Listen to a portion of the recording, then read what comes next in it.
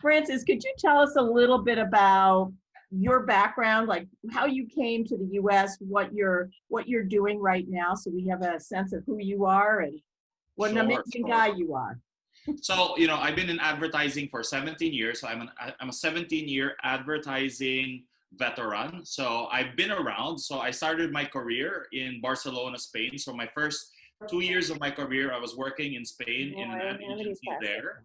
And then I went back to the Philippines. I was in the Philippines for a long time. I eventually became a partner of an ad agency and a chief operating officer.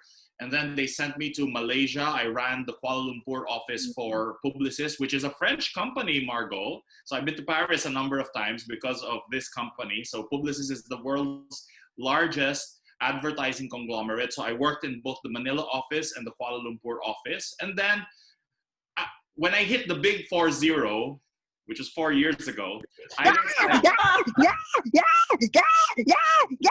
so I revealed my age there.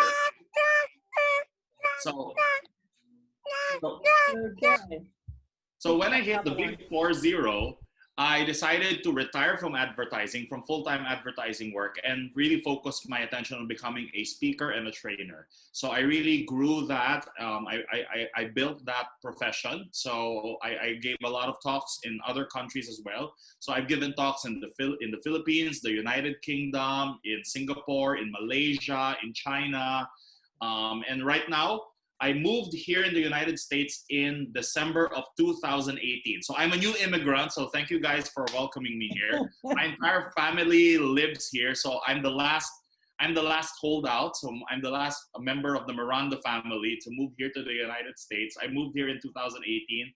And since I moved here prior to the pandemic, I was fortunate enough to be given a chance to speak in 77 US cities and 25 states. So I've been around. Oh my gosh. in fact, so many of my friends were telling me that, and my family, oh my God, we've been living here for like 10 years. We've been living here all our life, and we've not gone to like 5 states. And you've just been here for like a year, and you've got to 25 of them. So I'm very happy.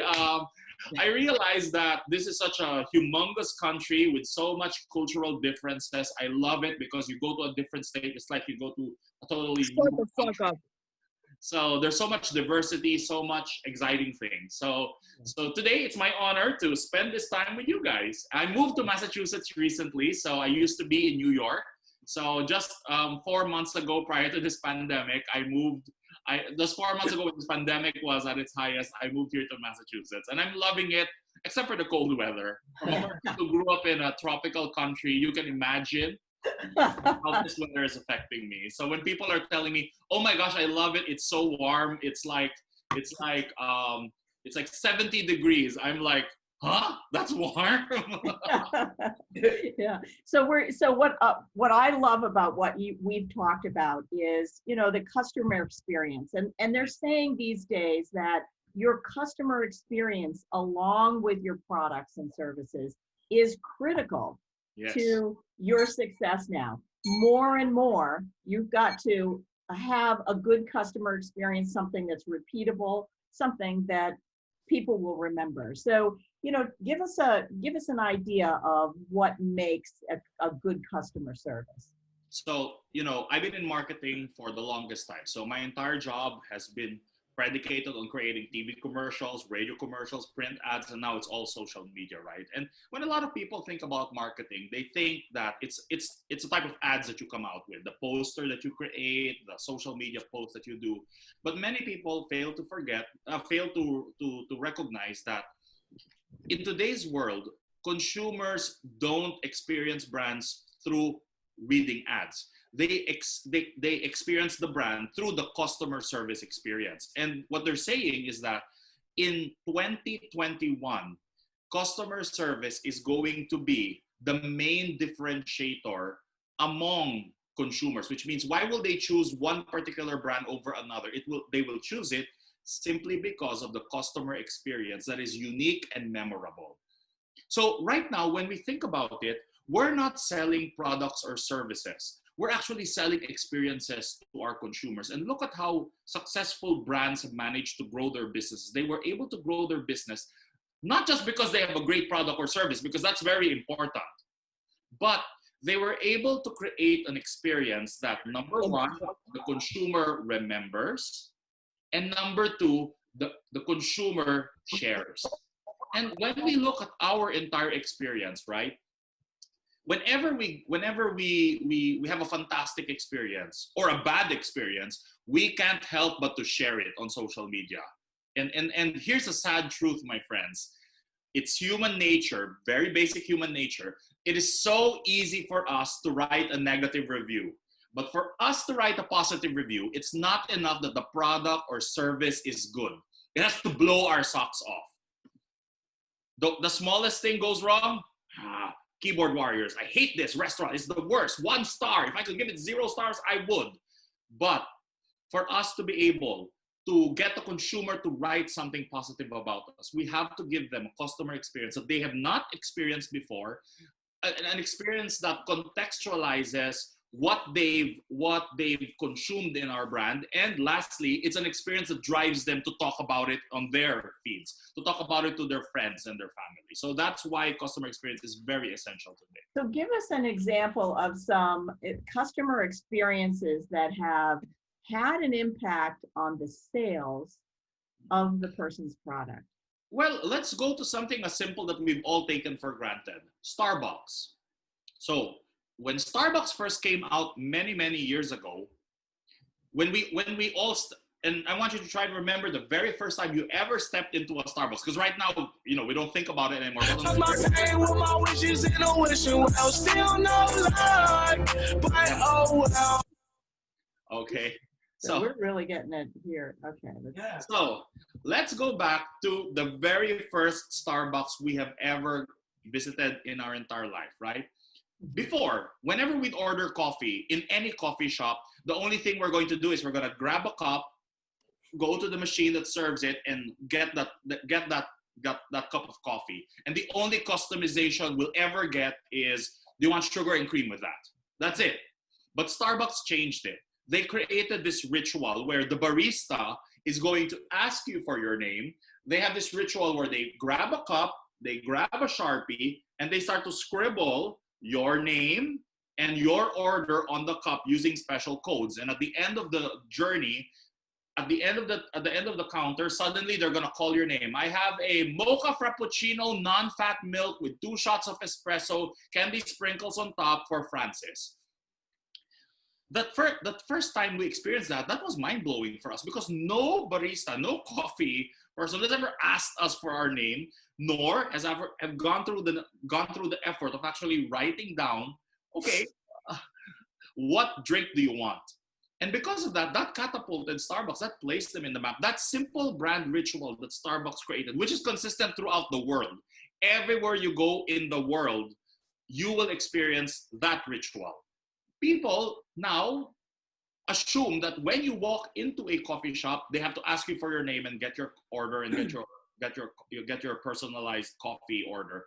And that's already a given. But Starbucks started that. They created this ritual that we remembered, and now that's the reason why they're a multi-billion company. I recently invested in Starbucks stocks because, you know, I'm a number one consumer of Starbucks, so I wanna support the brand so that the stock goes up. But it all goes into that. They have all these fantastic rituals. Here's another ritual which I'm sure maybe you might not have noticed, but try and do this experiment. In Starbucks, when you stand in front of the merchandise counter where the mugs and the mugs, the coffee, the packaged coffee, the glasses are all sold. Theoretically, within 10 seconds of you standing in front of that, a barista has to go out of the counter and ask you, how can I help you? Can I help you with any of these products? Now, in Asia, I test this a lot. So whenever I go to Starbucks, I'll just wander in front of the merchandise just to see whether they do that. And in Asia, they tend to be more faithful to this. More often than not, somebody's gonna go to you. Here, not so much. But, you know, it is what it is. It's part of a ritual. So they created this ritual that it's now part of our culture. We now expect that that's how coffee is meant to be served. And that's what made them successful. Right. So it's the customer ritual. So one of the things that, you know, we were talking, you gave an experience of a dental clinic. Yes. And we talked about design thinking when we go through and creative rituals for our company. So Yes. can you kind of give us an idea of what's involved in, like, we're business owners and Mm-mm. we want to be able to create something that's memorable for our clients. I know Lynn has your CBD store. Robin has a design, does wedding photography. Rich is a real estate photography. Lisa has a jewelry and import export. So we all have our own companies. So what is it that we need to look for or think about when we start to think about what our customer rituals are going to be? So the thing that you want to think about is, let's take Rich. Rich is a photographer, right? Yes. So let's take Rich as example. So every customer who hires a photographer knows that the photographer is probably going to ask you, okay, what type of photo do you want? What do you want to communicate to that photo? And that's a given, right? The strategy then for Rich is to try to figure out what will make that experience unique for your customer. I'll share with you an example. Okay, we talked. Marcy briefly talked about this. So it's one of the clients I worked with, right? It's a pediatric dental clinic, and here's the simple thing: no kid will ever wake up in the morning saying, "Oh my gosh, I'm so excited today because I'm gonna see the dentist." No kid wants that, right? So So so Francis, you've identified a problem that yes, the clients have with a particular service. which is that no kid wants to go to a dentist, and you want to be memorable not just for the kid, but ultimately you want to be memorable for the parents, because if there's one thing you're sure of, it's the parents who will preach the gospel of your dental clinic to their friends, right? So what did we do? Because we know that no kid wants to go to the dentist. How do we make an experience so that the kids actually want to go to the dentist? So the idea for the pediatric clinic was, when a kid books an appointment, the parent can choose from 3 adventures. You can choose from a space adventure, a princess adventure, and a jungle adventure. Now, depending on what you choose, when you show up for the clinic, you are escorted into one of those 3 rooms. And in the room, let's say you go into the space room because that's what your kid chose, right? The dentist is dressed up in some astronaut-like costume. The dental assistant is dressed up in some astronaut costume. And the entire room looks like a spaceship. So the room looks like a spaceship. And Bitch, I'm gay, so you know that I am next up. I got dildos, I got lube, what you want, son? so because the room looks like a spaceship, the kid remembers that. And the dentist has a script where the dentist talks to the kid, hey, I'm gonna need your help. We're gonna kill some cavity aliens, but I'm gonna need your help. And the help I need from you is you gotta stay still. And suddenly the child is not having a dental appointment, the child is participating in a mission. And I promise you that the moms talk about that. Yeah. So what you touched on, which was really kind of interesting, and I'm so sorry for all the interruptions. Hopefully that's it. No worries. Is you've used, we talked about how you use the client targets language. So Mm-mm. you're talking the same way or using the same things that are important to the client, which is Yeah. brilliant. I mean, I love that example of that. You're also building a brand metaphor in some Mm-hmm. ways, right? Because Yeah. you're now saying we're going on an adventure. You're taking it out of we're going to drill into your teeth. It Yes. brings in pictures and stories and things like that. It's brilliant. And now, do the kids feel special? That was They another piece. they do feel special because at the end of the mission, they're given a medal. If they were in the space mission, they're given a tiara at the end of the princess adventure. And these are just simple things. You could have simply given a lollipop, but that's not going to be memorable because every dentist is expected to do that. So you got to create a unique metaphor to take your consumers through that they'll remember you by. I'll share another example with you, which I think Lynn might benefit from because she has a CBD store, right? So one of the most fantastic experiences I had was going into a soap store. So they sell soap. I mean, how fun can that be? It's soap, right? So I go into the soap store, And I was just browsing around looking because the soap store looked kind of pretty. And suddenly their front of desk approached me and simply asked me, okay, welcome to this particular soap store. So my question for you, as you're browsing through the store is, what is the type of emotion you're looking for? And I'm like, I'm not looking for an emotion. I just want to make sure my hands are clean, right? And and she said, okay. So I was curious where this journey was gonna take me. So I said, oh, you know what?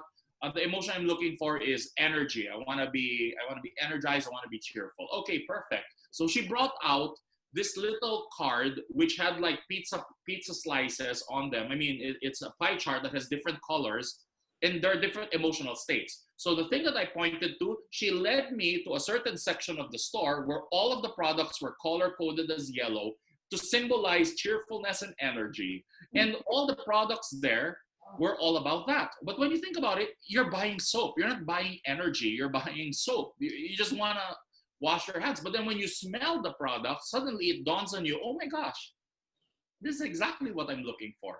Right. I'm actually not looking for the cleanliness. I'm actually looking for that little burst of scent that triggers in me a primal emotional state Right. that, oh my gosh, I'm excited to get started on my day.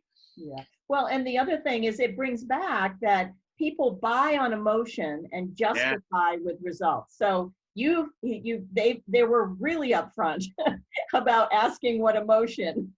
Yeah. So in Rich's case, for example. Oh, hold on just a sec. Did you have a question, Lynn? I was going to say, Francis, I totally agree with what you're saying because that's pretty much what we do in our shop. We walk people. We're not really about just selling.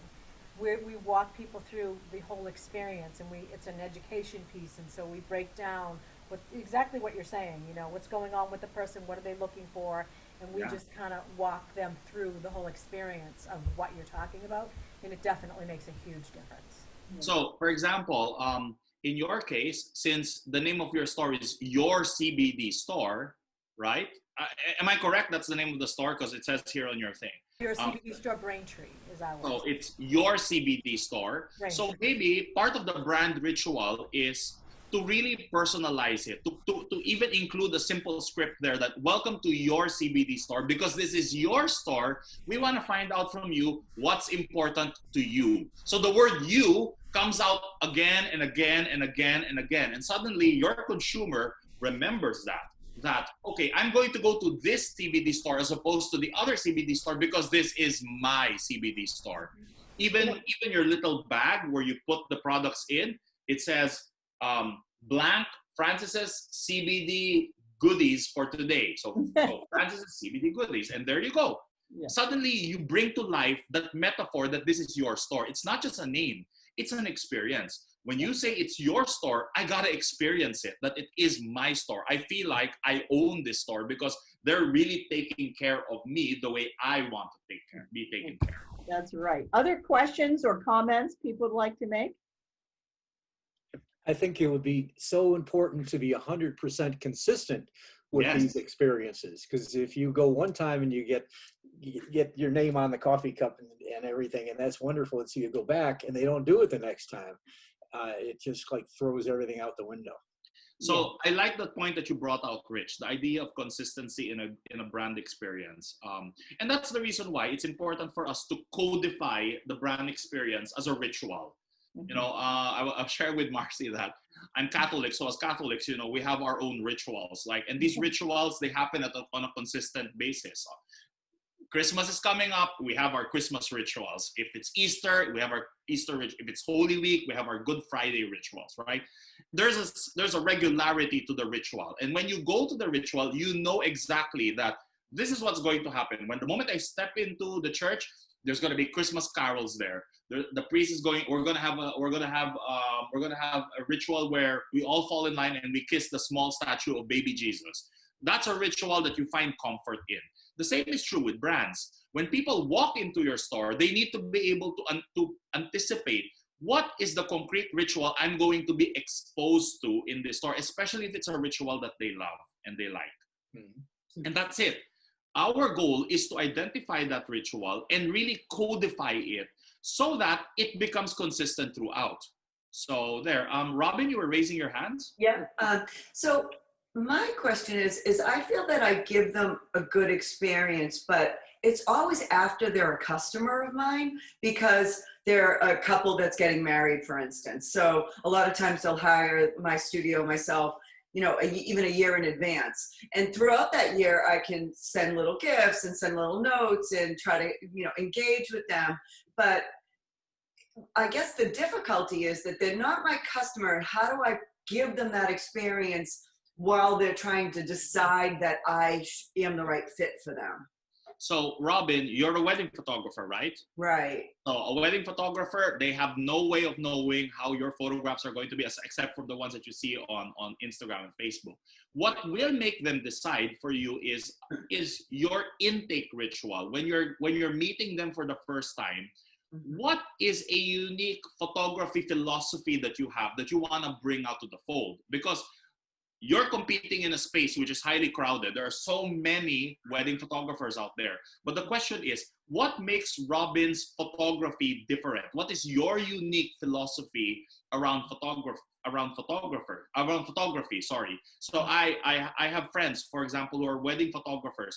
One person's wedding photographer philosophy is it's the raw moments that are more authentic than the posed ones. That's his unique signature, which means when he is hired and booked, he makes it clear to the couple that if I were to put a percentage of staged shots and candid shots, it will be 80% candid, 20% staged. Which means he has an army of photographers who are just busy snapping shots of the audience, snapping random shots, and then he has this fantastic eye to identify the best candid shots.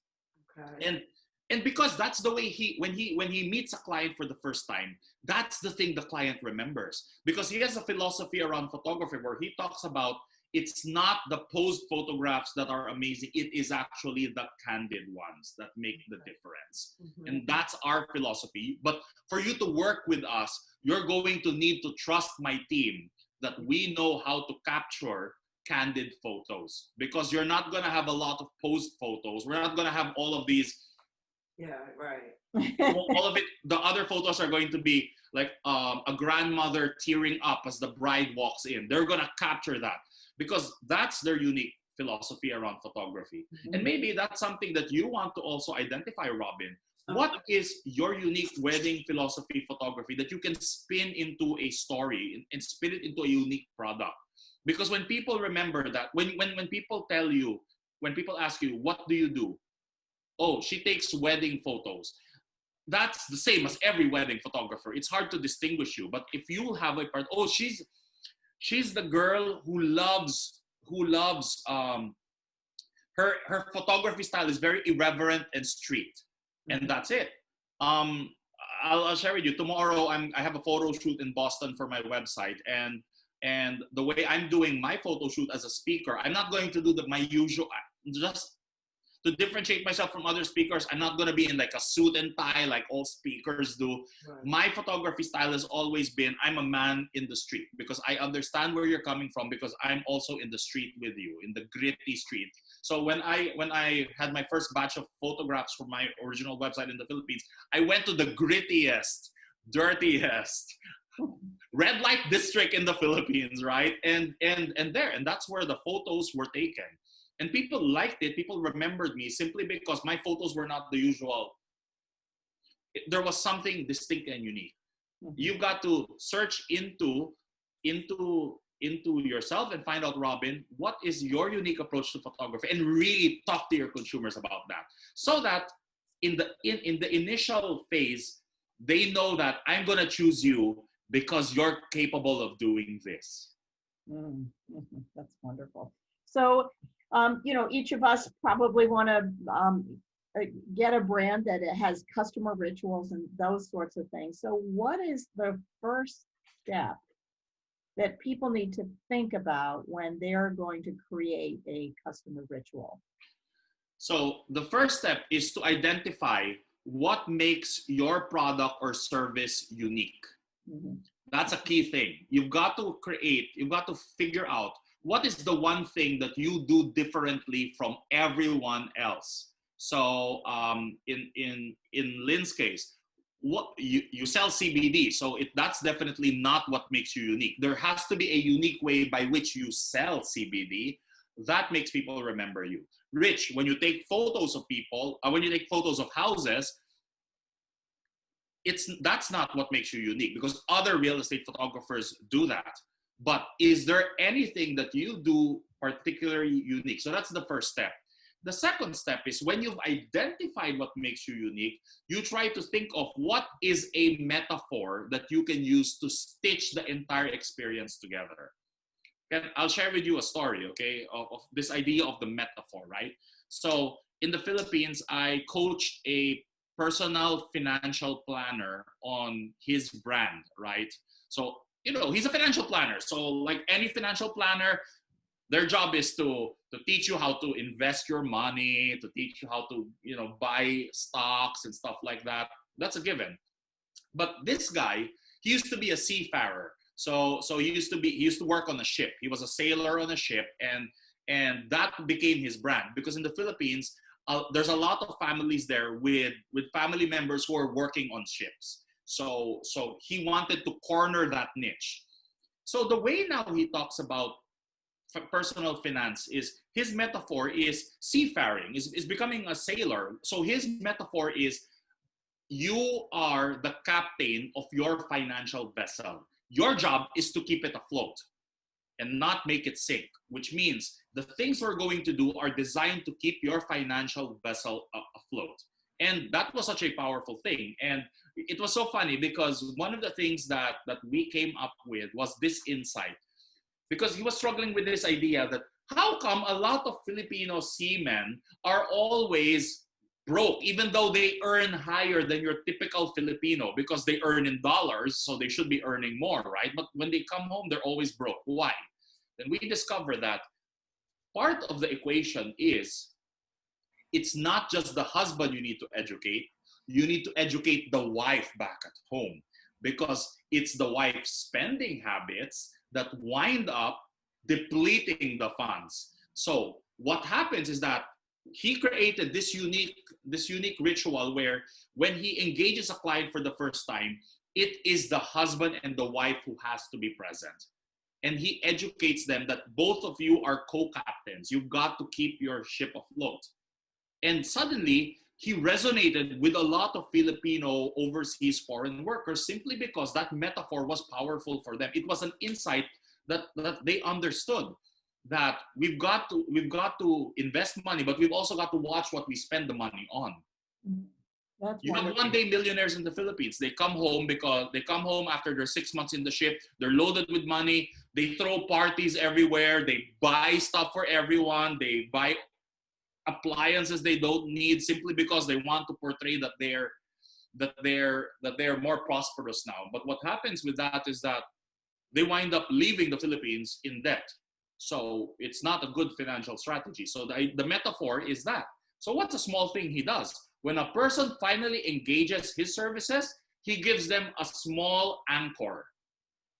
He gives them a small anchor. And the idea is that this is a symbol of you anchoring your financial future.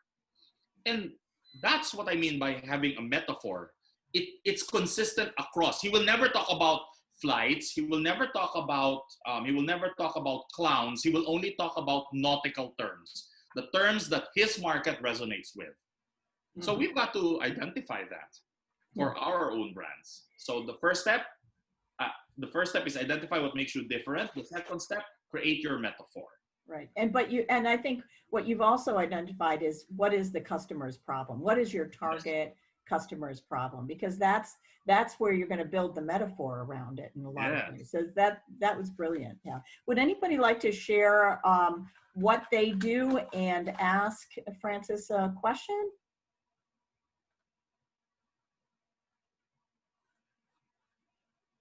Any questions? Well, as an example, we used to have a restaurant in downtown Stoughton, I don't know if anyone from Stoughton, I think it was, what is the name of it? Like a diner. It's out of business now, but what they had unique, they had like a train going around on the top. And every family wanted to bring kids, and even for adults it was something like special, you know, it's something like an entertainment in a way. So I think it's like a good example of what you're talking about. Yeah.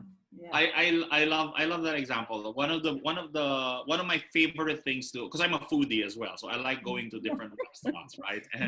And that's why my waistline is not thanking me right now. So, but one of the things that I love is whenever I go to a restaurant, I try to look for unique experiences in a restaurant. When we were in Japan 2 Novembers ago, my family and I, we discovered this restaurant which sold a ritual on deconstructed sushi. So the idea was that you were served this giant tray that had like 15 small bowls inside it. Each of the bowls had the different ingredients for the sushi that you were going to make, and you were going to assemble essentially the sushi piece by piece, right?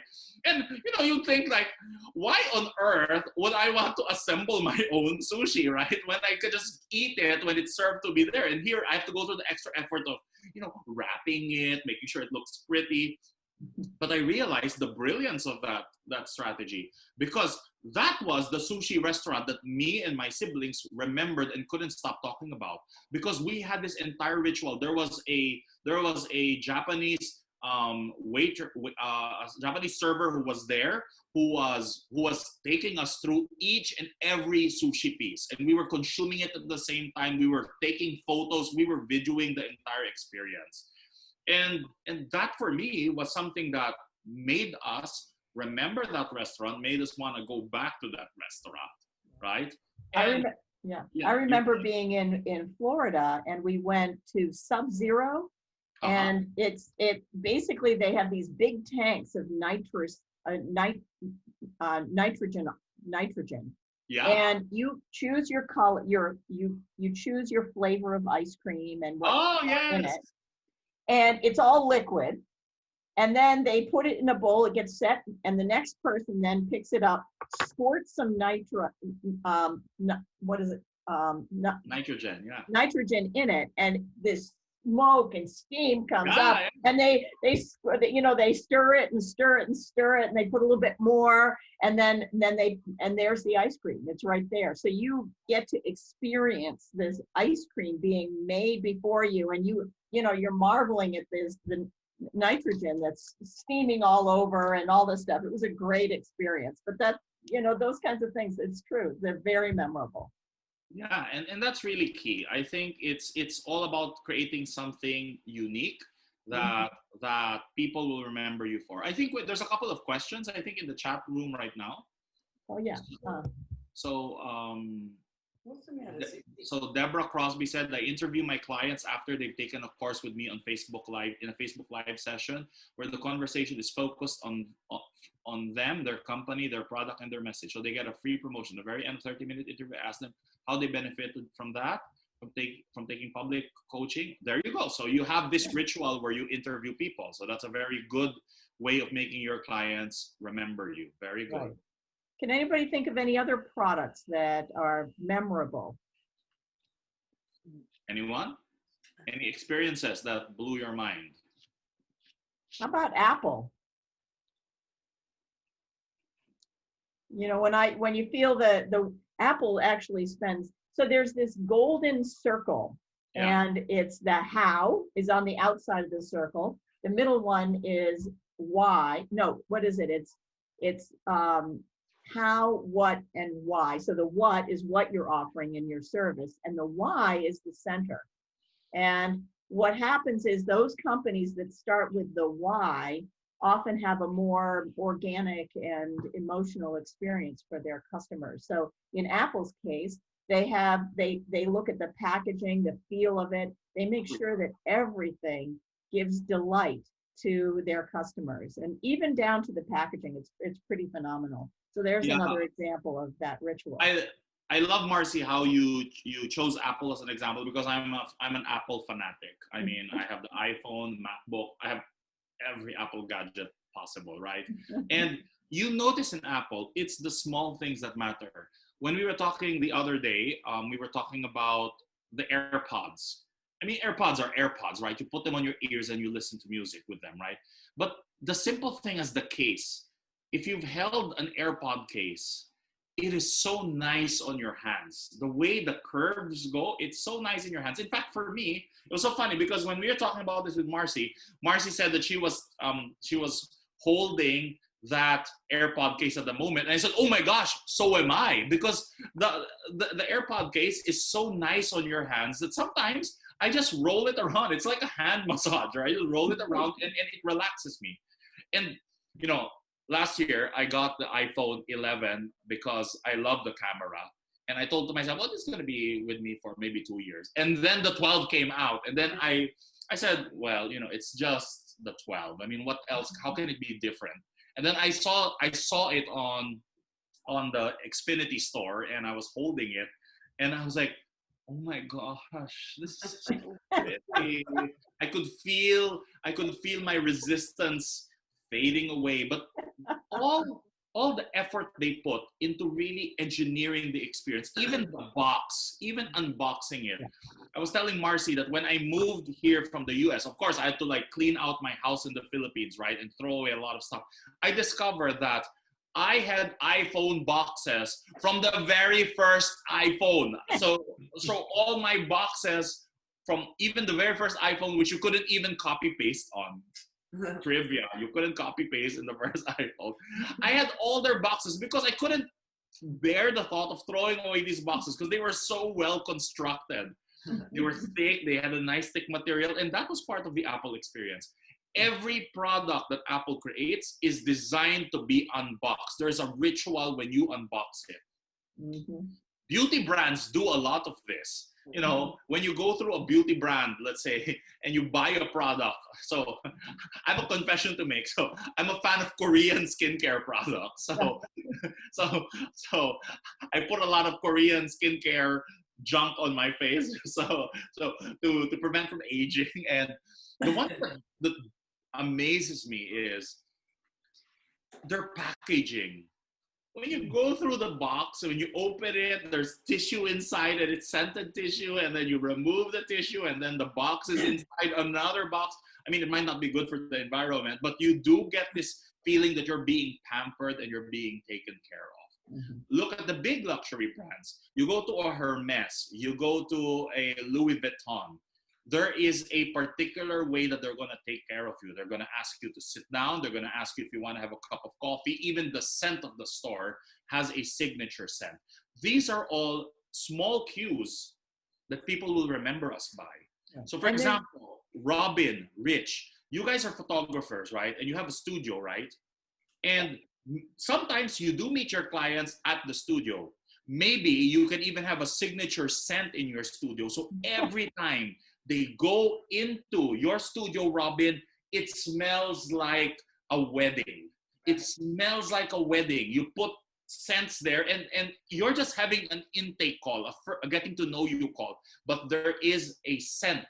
Lynn, when they visit your CBD store, what is the scent that you want?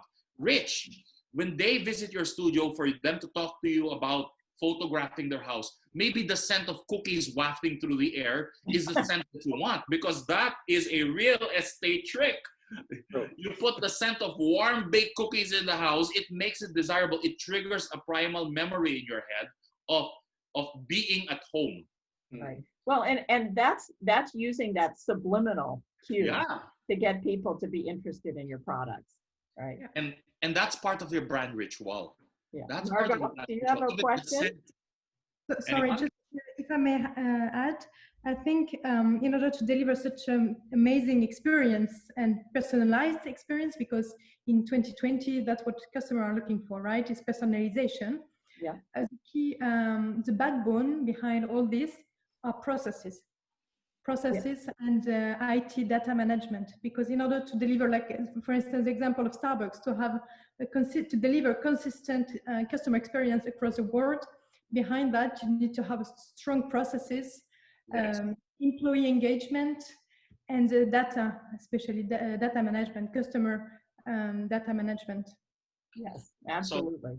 I like what you mentioned, Margot, about the processes, and I think it's important for us, especially if you are a small and medium business, to really stop thinking that customer rituals are just for giant companies.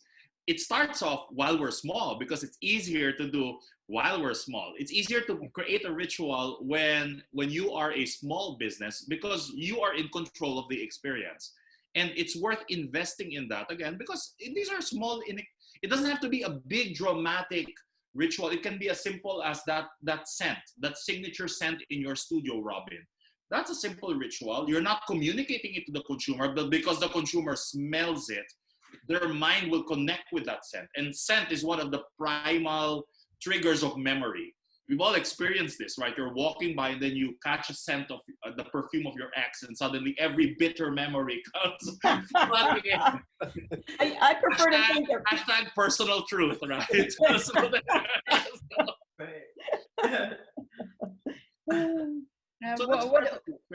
What do you think you can do like for virtual appointments? Because right now, like during pandemic, you can't really go to like, places, it's limited. So if you do business online, what is your advice to make it special? I like that question, Lisa, because that was going to be an important point that I wanted to talk about.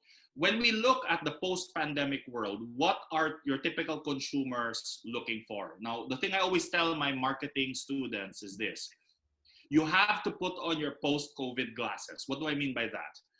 The way your consumer has behaved prior to the pandemic has been completely changed after the pandemic. So what is the one thing that people are craving for right now after the pandemic? People are craving for human connection because we've all been isolated in our homes. We've all been isolated in our homes. So there's a lack of human connection, especially when you're dealing with a virtual experience. So Lisa, to your point, how can you create then a brand ritual in the virtual space that makes the consumer feel that they have a personal experience with you, that there is a way for them to connect with you? It may be in the type of questions that you ask. It may be in the very first line that you ask. For example, it could be that when you what is your service, Lisa, if I may ask? I do retail wholesale for gift items, jewelry, stuff like that. Okay, so for example, you're dealing with gifts, right? But it's wholesale, so you're dealing B2B, right? Virtual, I would do retail for virtual. Oh, you do retail as well. So imagine you're hopping on a call with the client, and you brand the call as Santa's gift laboratory. So you're gonna say for the entire November and December, you're coming up with this ritual called book an appointment in Santa's gift lab.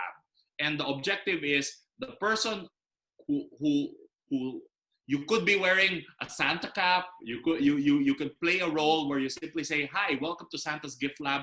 Our job is to make sure that you have the perfect gifts for Christmas. But for us to start off with that, we want to ask you a few questions." So question number one, who are you giving a gift to? Or what is your main problem when you are shopping for a gift?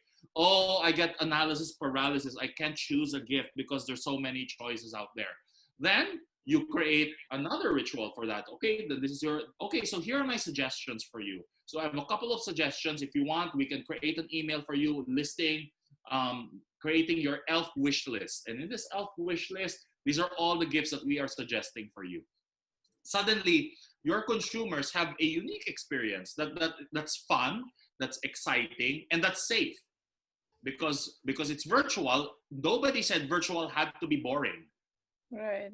And part of that would be sometimes we'll need to play roles, like how the dentist plays a role in the clinic. He's not an astronaut, but he's a dental professional. But it took guts for them to play, because they're acting in essence. They're not just, because if you were a stodgy old dentist, you might have said, "No way, I am not going to degrade myself to think about space adventures." But to get the job done, he plays the role of being the astronaut. The same is true with your online rituals. The beauty of online, we're faced with cameras. Think of it like a show. You're creating a show for your clients that they won't forget. I hope that helped, Lisa. Yeah, it does help. I noticed that other people, like if they do like virtual live shows, you know, when they sell, say on Facebook, like just a live show, they also incorporate some games for people. So they sell and then they stop for a few minutes and do like trivia questions, or they do all kind of games actually. And some of the groups, they have schedule a special time, not when they sell, but on a different time. They play bingo game with people who wants to do it. And I think it kind of creates community, not just the place where you buy. So I feel like if you create a community in your business, then people gonna come back. I do want to stress that point, Lisa, because that's one of the things that I also teach these days. I always tell people, because the old model was that content was king, right? We always hear this, that we have to create a lot of content, we have to create a lot of content. But in today's world, especially during the pandemic, ironically, what has risen to the top is really now it's community is key. How you're able to build a community around your brand. And the best way to build a community, what binds communities together? What binds communities together are, yes, you're right, shared rituals. That's it. It's a shared ritual that binds a community together. What binds Catholics together? It's because we have certain rituals. What binds people living in a neighborhood together? Oh, because we have this annual clam bake. What binds families together? Families have rituals of their own. Like my family, our Christmas ritual is that every Christmas we have a theme and we all have to show up for the Christmas party in that theme. This year, our theme is Ugly Sweater Christmas. So we have a contest on who's going to wear the ugliest sweater ever, right? And that's a ritual that binds our family together. It's a sense of community. Lisa, you've got to create a community around your customers. Lynn, you've got to create a community around your customers. The same is true with you, Margot, and Deborah as well. Deborah, as a speaker, you are building a community as well. The same is true with you, Marcy. So that's part of the experience. That's part of the brand ritual. It's identifying the community and what are the rituals that bind this community together. Yeah. So we're getting close to the end, and what I wanted to do is just share some upcoming events that are happening. Let's see. Oops. Let's see here. So, so as you know, this is a 10-week series, and the classes are always on a Tuesday at noon Eastern Standard Time. The next one we're going to have Rachel Leone. She is a marketing specialist, and she is going to be talking about attracting new clients with like, know, and trust. That's followed by playing the game of funding and finance. We'll be looking at various options for funding. We've got 3 speakers, someone from Seed, from Mass Pro Capital, and a bank lender, which will give us some tips on what you need to do to prepare your company for asking for money. And just a word to the wise, if you want money, ask for advice. If you ask for money, you'll get advice. So that's that there. And then we're going to have branding and engagement. Andy is going to talk, and the Social Pace is also going to talk about social media branding.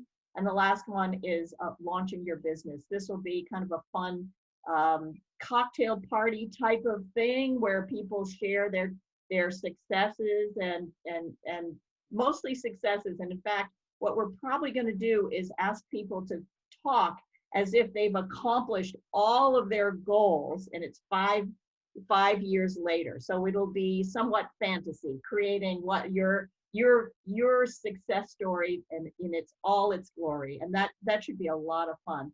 Now, Francis is going to actually continue the conversation. He's got a event on November 20th. Francis, do you want to talk a little bit about that? Yeah, so this is just an appetizer. I mean, I do have a 2-hour course, which is called the Customer Experiences and Rituals That Sell. So part of this course is I take you through the process of identifying your brand metaphor and creating your brand ritual. So normally I charge $149 for this, but because Marcy is a good friend of mine, we have a special code called Unapologetic. It will just be $97. So to join, you can just visit the site that I typed in the chat room right now. So it's that. So customer experiences and rituals that sell. That's going to be next Friday, November 20 at 5 p.m. to 7 p.m. Eastern Standard Time. It's going to be a fun course. It's not, my courses normally are very intimate, so I kind of limit them to maybe 10 people participating so that I can have a lot of one-on-one time with you. I can really customize and create personal examples for your business. So if you guys want to take this journey further, which is really understanding how to create a brand ritual, I would suggest that you click on the link and register now. Plus, I also have a Facebook group that I'd like to invite you to join. It's called Unapologetic Tribe. So we have a lot of interesting content there about how to achieve your breakthroughs as well. So thank you very much, Marcy, for this opportunity. Oh, there you go. So please join my Facebook group, Unapologetic Tribe. Right. So here is our contact information. And please subscribe to Gleeworks Holistic Coaching, and please subscribe to the Unapologetic Tribe. Any other questions, anyone? Any comments? Interesting. It's all interesting. I loved it. Oh, thank you. Thank you, Robin. Yeah. And, if you're thinking about doing any of these, make the decision sooner rather than later. There's a window of opportunity where you probably will not do it. So, and that window of opportunity or window of action is very short. So anyway, thank you so much, everyone. We look forward to seeing you all next week for another customer experience event. And it's great to have you all here. All right. I think that's it. Thank you. Okay, bye-bye. Bye. Thank you. Bye, Rich. Bye, Robin.